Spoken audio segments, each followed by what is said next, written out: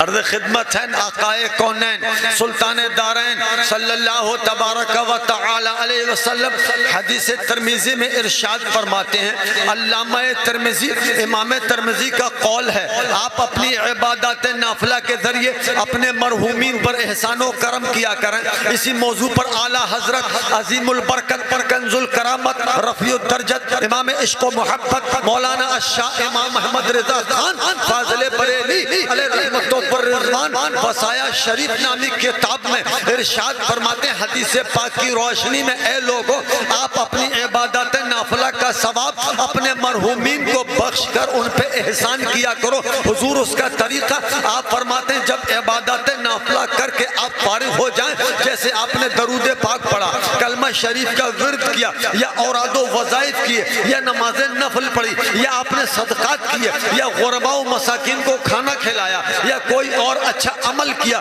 یہ سارے عبادات نافلہ میں لکھے جانے والے کام ہیں۔ جب آپ ان کاموں کو کر لیا کریں تو اللہ کی بارگاہ میں دست سوال دراز کیا کریں، مولا ابھی ابھی ہم نے جو عمل کیا اس کو تو اپنی رحمت سے اپنی بارگاہ میں شرف قبولیت عطا فرما، اور بعد ہوئی ثواب کو میرے مرحوم فلاں فلاں فلاں فلاں کی ارواح کو عطا فرما۔ اعلیٰ حضرت وصایا شریف میں فرماتے ہیں، جو آپ ہاتھ اٹھائے ہوتے ہو ان ہاتھوں کو سمیٹنے نہیں پاتے ہو، آپ اپنی بات ختم نہیں کر پاتے ہو، اس سے پہلے رب قدیر اپنے فرشتوں کو حاضر فرماتا ہے، اے فرشتوں سنو سنو، میرا بندہ مجھ سے امید کرم لگائے ہے اور مجھ سے امیدیں وابستہ کیے ہیں، اور اپنی ساری کمائی اپنے مرحومین کو بخش رہا ہے، اتنا مہربان ہے، اپنی ساری کمائیاں اپنے مرحومین کو دینے کو راضی ہے، اور اس میں میری رضا چاہ رہا ہے اور مجھ سے سوال کر رہا ہے، تو یہ میرے شایان شان نہیں ہے کہ میں اپنے بندے کا کیا محنت کا کام و ثواب اس کا دوسرے کو دے دوں،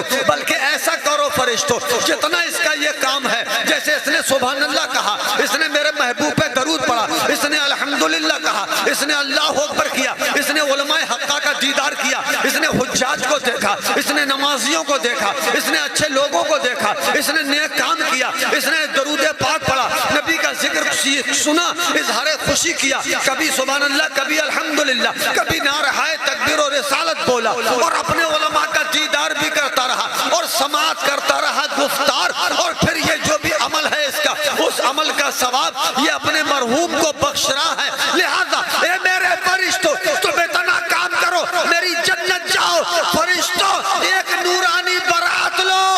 جنت سے سونے کی برات لو، اور سونے کا مندیل و رومال لو، اتنا سارا ثواب لو، جنت کے مغزیات لو، جنت کے فروٹس لو، جنت کے مرغن کھانے لو، جنت کے لبا بہترین جوڑے لو، جنت کا مخملی بستر لو، جنت کا مخملی کمبل لو، اتنا سارا سامان لو، اور دشت میں سجاؤ، اوپر سے سونے کا مندیل رکھو، اور جا کے فلاں قبرستان میں حاضر ہو کے کہو، اے گہری قبر والے اٹھ، لے تیرے ورثہ نے، رشتہ داروں نے، تیرے بچوں نے، عزیز و اقارب نے، تیرے اماموں نے، مولویوں نے، سب نے مل کر اپنی طرف سے اللہ کی بارگاہ سے تیرے لیے جنت کا یہ ساز و سامان۔ واہ واہ واہ واہ، سبحان اللہ سبحان اللہ، نعرہ تکبیر،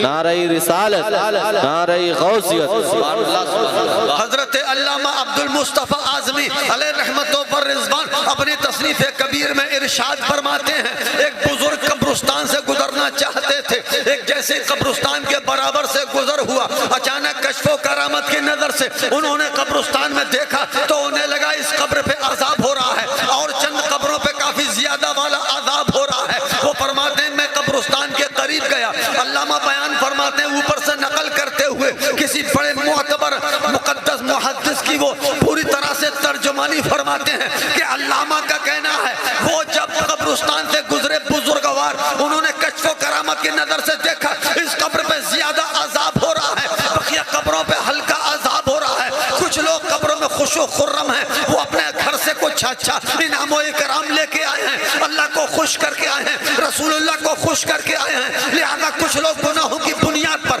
بدعملی کی بنیاد پر، بے رہروی کی بنیاد پر قبر کی سختیوں اور عذابوں میں مبتلا ہیں۔ علامہ کہتے ہیں کہ وہ بزرگ کشف و کرامت کی نظر سے قبرستان میں دیکھ کے ایک قبر کے سرہانے آئے اور اس جانب کھڑے ہو گئے کہ مردے سے میرا آمنا سامنا ہو جائے، جدھر کو مردے کا چہرے اس کی قبر پر نظر ڈالی اور ایک بار اعوذ باللہ بسم اللہ پڑھ کے قل هو اللہ احد پوری سورت پڑھی. اللہ کی بارگاہ میں ہاتھ اٹھائے مولا سورہ اخلاص میں نے تلاوت کی ہے, تو اپنے رحم و کرم سے پڑھی گئی سورہ اخلاص کا ثواب اس مردے کی روح کو اور تمام قبرستان والوں کی ارواح کو عطا فرما. اتنا کہہ کے وہ نکل گئے گھر واپس. ایک سال کے بعد پھر اسی قبرستان سے گزر ہوا. انہوں نے دیکھا تمام قبرستان کے مردے آپس میں جھگڑ رہے ہیں, کچھ چھین جھپٹ کر رہے ہیں. انہوں نے پوچھا پھر کشف و کرامت سے دیکھ کے اے لوگوں اتنا تو بتا دو, یہ قبرستان ہے, یہ شہر خاموشہ ہے, یہاں پر کوئی کسی کا جھگڑا نہیں دیکھا گیا. ایک قبر میں 50 اور 70 بے اختلاف روایت مسلمان قبر قیامت میں اٹھائے جائیں گے. یہ کیا معاملہ ہے؟ آج سے پہلے کسی قبرستان میں جھگڑا نہ دیکھا, لڑائی نہ دیکھی, کوئی معاملہ نہ دیکھا. آج میں کیا دیکھ رہا ہوں کہ قبرستان کے مردے آپس میں لڑ رہے ہیں, جھگڑ رہے ہیں. یہ کیا ہو رہا ہے؟ حضور مت پوچھئے گا, یہ جھگڑا تو آپ ہی نے کرایا ہے.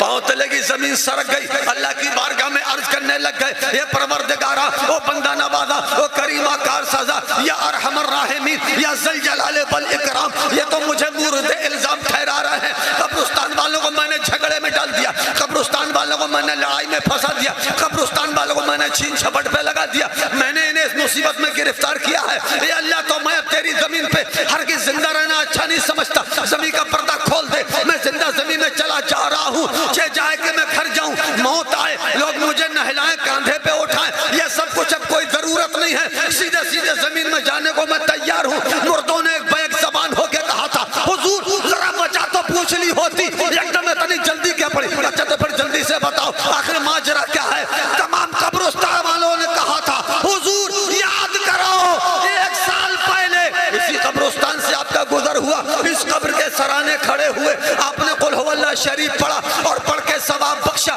آپ چلے گئے گھر. بس سرکار اس طرح سے آپ قل هو اللہ شریف پڑھ کے ایصال ثواب کر کے جو پیٹ پھیر کے چلے گئے ہیں, اللہ اتنا انعام و اکرام اور ثواب و اجر اتنا نازل فرما رہا ہے, اتنا نازل فرما رہا ہے, اتنا نازل فرما رہا ہے. ہم سب قبرستان والے مل کے اس ثواب کو بانٹ رہے ہیں, وہ ثواب بٹ نہیں پا. سبحان اللہ, سبحان اللہ, واہ واہ واہ واہ, حضرت اللہ اکبر, نعرہ رسالت, یا رسول اللہ, نعرہ غوثیت, یا غوث.